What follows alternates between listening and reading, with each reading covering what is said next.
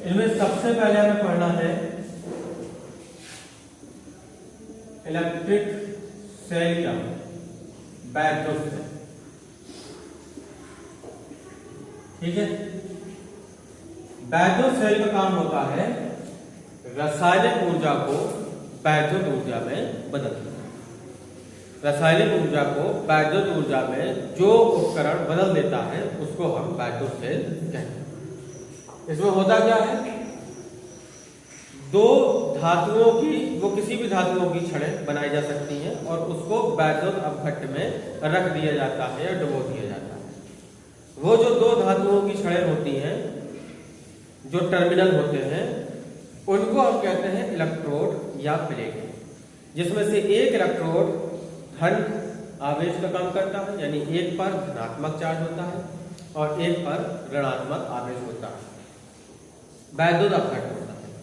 वैद्युत अपघट्ट में जब हम इलेक्ट्रोड या जो प्लेटें होती हैं, उन प्लेटों में जब हम कोई तार जोड़ते हैं, अर्थात कोई परिपथ जोड़ते हैं, तो परिपथ के जोड़ने से उन वैद्युत अपघट्टों में ऐसी क्रिया होने लगती है जिससे कि जो प्लेटें लगाई गई हैं हमने या जो इलेक्ट्रोड लगाए गए हैं, उनमें एक इलेक्ट्रोड पॉजिटिव का काम करे और एक इलेक्ट्रोड नेगेटिव बन जाए।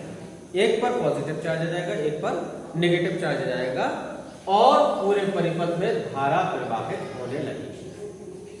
और जो वैद्युत अपघट्ट है वो पूरे परिपथ में धारा को बनाए रखते हैं, उसको कहते हैं हम वैद्युत सेल। सिंपल सी बात, रासायनिक ऊर्जा को वैद्युत ऊर्जा में बदलने वाले उपकरण को वैद्युत सेल।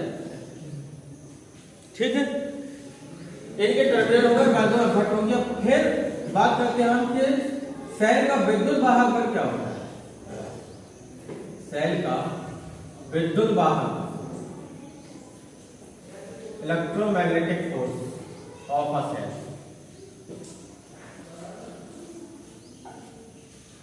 एकांक आवेश को, जो आपके पास में आवेश हो, उस आवेश को पूरे परिपथ में सेल सहित प्रवाहित करने में सेल द्वारा जो कार्य किया जाता है या सेल द्वारा जो ऊर्जा दी जाती है उसको उस सेल का विद्युत वाहक बल कहते हैं। एक सेल हमने किसी परिपथ में लगाया, लगाने के बाद अब उस सेल से धारा प्रवाहित होने लगेगी, वो परिपथ पूरा काम करने लगेगा।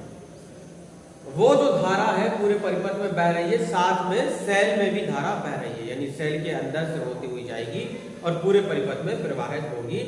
ऐसा करने में जो काम करना पड़ेगा या सेल द्वारा जो ऊर्जा दी जाएगी उसको सेल का विद्युत वाहक बल कहते हैं, जिसे हम कैपिटल ई से व्यक्त करते हैं। कैपिटल ई बराबर हम लिख सकते हैं W अपॉन ये आवेश है, और इस आवेश को पूरे परिपथ में प्रवाहित करने में जो कार्य किया गया उसको हमने सेल का विद्युत वाहक बल कहते हैं। अब सेल का विद्युत वाहक बल, इसको सेल को हम कुछ इस तरीके से व्यक्त कर सकते हैं, जैसे कोई परिपथ है, कोई बल्ब लगा दिया, कोई एलईडी लगा दी, कुछ भी, और ये आपका एक सेल है। याद रखिएगा, सेल का साइड एक प्लेट छोटी एक प्लेट बड़ी बनाते हैं, ये एक सेल का चिन्ह होता है, सिंबल होता है।